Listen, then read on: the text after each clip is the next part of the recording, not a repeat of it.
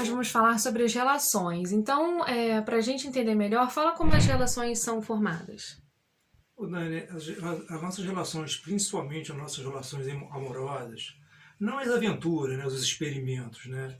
A gente namora um, namora outro, ou namora um, namora o outro, e isso é fortuito, vai muito do visual, da primeira impressão. Essas relações, para que elas sejam duradouras, elas têm um fundamento, elas têm uma escolha. E essas escolhas, elas são baseadas nas nossas relações da primeira infância, como a gente falou nos outros vídeos, né? Para nós, na psicanálise, o ser humano de psíquico não herda nada. Tudo é aprendido com a vivência. Então, você lembra que a gente falou muito do complexo de Édipo, né?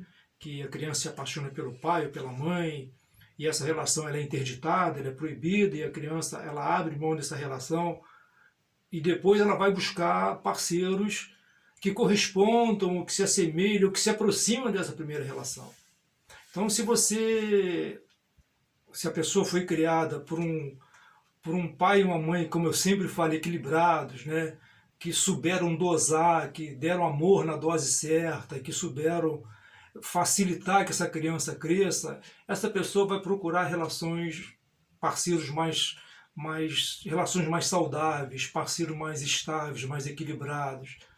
Se a criança foi criada por uma mãe super protetora, aquela que não pode nada, que exagera no afeto, exagera na proteção, essa pessoa vai criar, ou um pai assim, né, porque existe Édipo invertido, né, então quando eu falo pai, pode ser mãe, você vai ser aquele adulto com aquela dependência emocional, né, com aquelas relações intermináveis que nunca termina e que cria uma dependência emocional muito grande.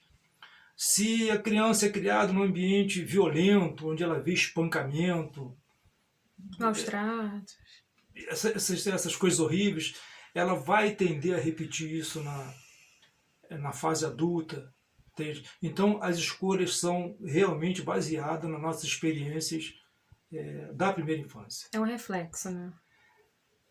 A gente leva para a fase adulta algumas carências que ficam nessa intercepção, nessa interdição desse relacionamento. E isso totalmente sem querer. Não, inconsciente. Isso é inconsciente, que a gente vai falar um pouquinho sobre isso daqui a pouco. Então, quanto mais preso você for no Édipo, quanto mais preso você for na tua infância, quanto mais marcante for a tua infância, mais carência você vai levar para a tua vida adulta. Por isso é que eu repito, gente, pai e mãe em dose certa. Para que uma criança, para que o adulto seja um adulto equilibrado. Agora, veja bem, essas carências, elas não são conscientes. A pessoa não procura um cara violento porque ela quer, não, eu quero um cara violento. Sim. O cara não procura uma mulher super protetora porque ele quer. Não, isso é inconsciente. Aí, Dani, vem um aspecto que eu acho muito importante, né, como psicanalista, né, que a função da psicanálise é o quê? É revelar o inconsciente.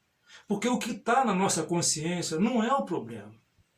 Se você gosta de uma coisa e tem consciência, né, do que você está fazendo, ou seja, se você tem uma escolha de um parceiro ou de uma parceira, e a pessoa está cheia de defeitos, sei lá, a pessoa bebe, mas eu gosto dele assim mesmo, acabou. Gente, isso não é o problema. A mulher eu gosto tem um marido, ele é muito ciumento, ele é não sei o quê, mas eu gosto dele, acabou. Estou feliz assim, e o que está na consciência não faz mal. O que faz mal, o que a gente ouve lá no consultório, que você tem certeza que tu vive no teu dia a dia de ouvir, são aquelas relações intermináveis. Né? Tem mulher apanhando, tem mulher passando privação, tem marido levando chifre, sabe? Tem marido sendo controlado, sendo explorado, e não termina, não acaba o casamento. Quer dizer, a pessoa tá infeliz com aquilo, ela tá reclamando, mas ela não consegue sair dessa relação. E não consegue explicar por quê. Entendi. Sabe? Eu gosto muito de exemplificar, né? Porque, como eu falo, meu caso é psicanálise na prática, meu canal no YouTube.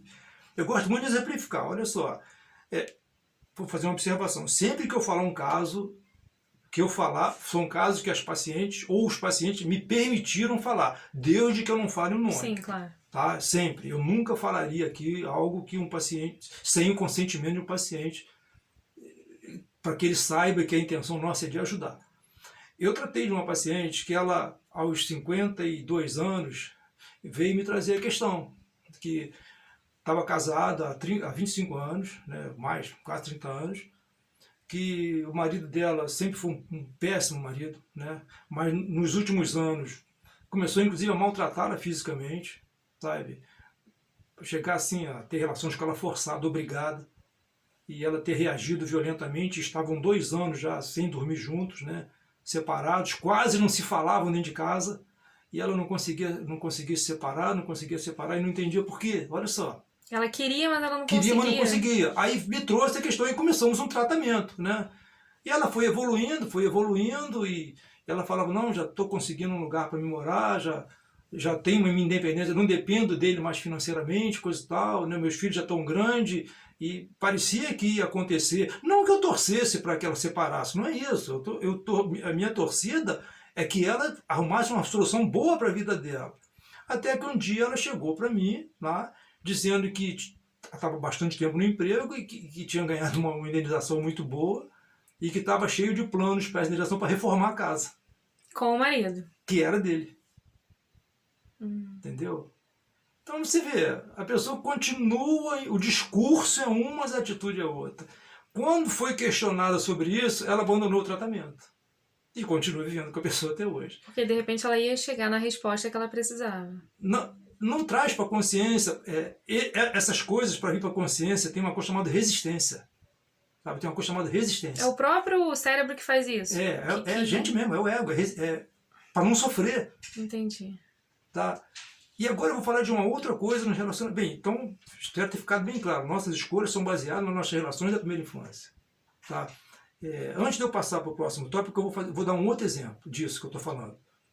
Um outro caso que eu tratei. A moça foi criada por uma família onde o pai era alcoólatra, o pai bebia. Sabe? E ela falava sempre, não, quando ele não bebia, ele era um amor, carinhoso, amoroso, provedor, mas quando bebia no inferno. Chegava em casa, quebrava tudo. Todo mundo é assim. E ela cresceu nisso até a fase adulta, o dia que ela foi embora, se independeu. Bem, sabe o que aconteceu? Viveu 25 anos com um cara viciado em cocaína. Que também devia ser um amor sem droga. O discurso igualzinho. Não, quando ele não usa droga é um amor. E o cara tinha uma situação financeira muito boa, também era um bom provedor, né? O discurso. E para você ver, foi ele que terminou com ela. Ele que mandou ela embora. Entendi. E ela não entendia por quê. Ela também estava infeliz, também não tava feliz nesse relacionamento, mas também não separava. Olha, ela nem dizia que não estava infeliz. Ela vivia com o cara, drogada assim mesmo. Dizendo que queria ajudar, queria salvar.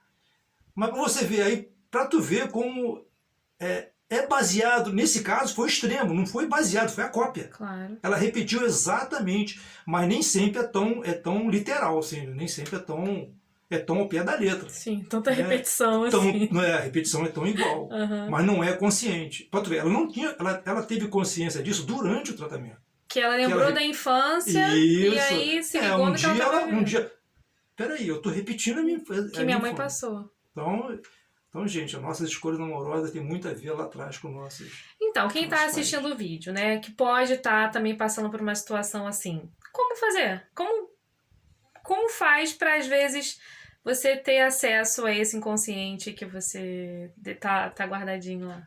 Para mim, como psicanalista, psicanálise.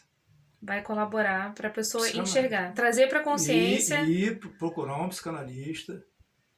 Eu particularmente sou um psicanalista, hoje uma propagandazinha tendo na clínica CISEP ali em Correias. Tá? Ir para o divã e botar esse inconsciente. Trazer à tona, né? E aí você traz para a consciência, aí você vai ter parâmetros para ver sobre o que nós vamos falar agora, que é o ganho na relação. Então, por que as pessoas ficam juntas mesmo com esses problemas? Porque tem ganho. Esse é o outro aspecto.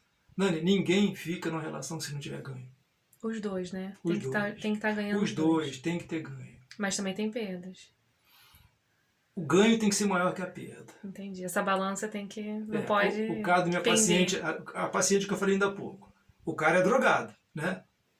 Mas quando não estava drogado era bom, era provedor, Então, mas isso é muito particular, porque, por exemplo, para uma mulher, você ser casada com um homem que usa drogas e que é violento quando tá drogado, pode ser inadmissível, mesmo que ele seja um bom provedor, que ele seja um bom marido, né? Tem mulher que não aceita isso. Isso tem a ver com o que ela lá atrás, com a questão do Édipo ou não?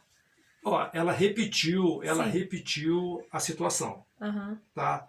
Mas qual o ganho que ela tinha? Que ela teve, né? Tu vai me perguntar, né? Peraí, mas que ganho ela Por que teve? que ela tava com ele se... Porque, pois é, primeiro ela foi forçada por uma condição inconsciente que foi aquele ganho que ela teve lá atrás, naquela relação.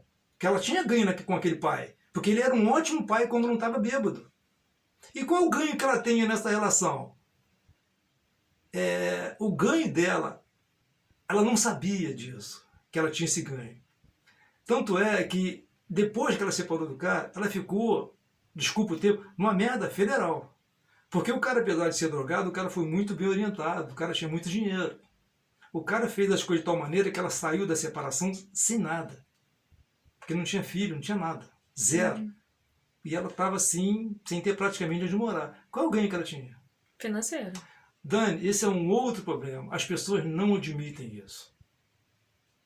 Que estão numa relação Por causa do dinheiro. conforto, por causa da estabilidade. E isso não é interesse, isso é uma escolha da pessoa. É o ganho. É isso que eu estou te falando. Tu não fica numa relação se não tiver ganho. E outra coisa, não pensa que isso é só na mulher. Sim. Eu tenho amigos que não querem separar da mulher. Perdão, que querem separar, que não gostam, que tem um monte de mulher na rua. Mas sabe por que não separa? Que tem uma fortuna, que vai ter que dividir com ela. Então, nesse caso, ele está pensando no dinheiro. Sim, mas olha só, quando está na consciência... Não, eu tenho casos que é consciente, cara, não vou me separar. Se eu me separar, eu tenho que dar metade da minha fortuna para ela. E já tem outros casos que o cara fica arrumando desculpa. Não posso separar porque tenho filho, porque tenho neto, porque tenho casa. Quando, na verdade, não é nada disso. Na verdade, não é nada disso. Toda relação tem ganho. Agora, esse ganho nem sempre ele é financeiro, nem sempre ele é monetário. Os ganhos podem ser inconscientes. Por exemplo, há uma mulher que tem um marido que é extremamente controlador, ciumento, que chega aos raios da grosseria, sabe? Às vezes até violência. Que ganho que tem? É o mesmo ganho que ela teve numa relação. Com certeza ela teve lá atrás um pai ou uma mãe que era assim, que era controlador, que era ciumento, que era possessivo. É um ganho, é satisfação, e a satisfação nem sempre é prazer. Uhum. Ou seja, ela tem essa coisa no inconsciente dela que busca esse tipo de homem, né? E ela tem essa satisfação, às vezes mesmo com discurso de sofredora. E essa pessoa tinha um amigo, meio parente, meu amigo, que essa pessoa via reclamando do outro. Meu Deus, eu não aguento mais esse rapaz. Ele só me atrapalha. Ele bebe, ele me engana, ele me rouba. Nossa. Sabe? E eu falar para ele, fulano, se tá nessa relação, é porque tu tem ganho. Mas que ganho que eu tenho? Você vê agora, arrumei uma casa para ir lá na praia para tirar ele de perto de mim. Ele faz bagunça na minha casa, ele dá cachaçada na minha casa, ele rouba minha comida, meu material, sabe? E assim, aquela reclamação. E eu falando, tem ganho? Não tem ganho, tem. Até um dia, que infelizmente o cara morreu. O cara morreu. O amigo chato, né? O amigo chato, assim. o mala morreu. Passaram uns dias, esse meu outro amigo chegou, porra, Lauro, eu entendo o que tu quis dizer quando tu falou que eu tinha ganho naquela relação. Eu falei, que ganho você tinha? Porra. Quem era o cara que estava sempre à minha disposição? Quem é o cara que quando eu tinha que mexer no telhado, ele estava para me ajudar? Quando eu estava sozinho lá na praia, que eu não gosto de ir para a praia, que minha família toda aí, ficava em canto tomando cerveja, fazendo churrasco comigo.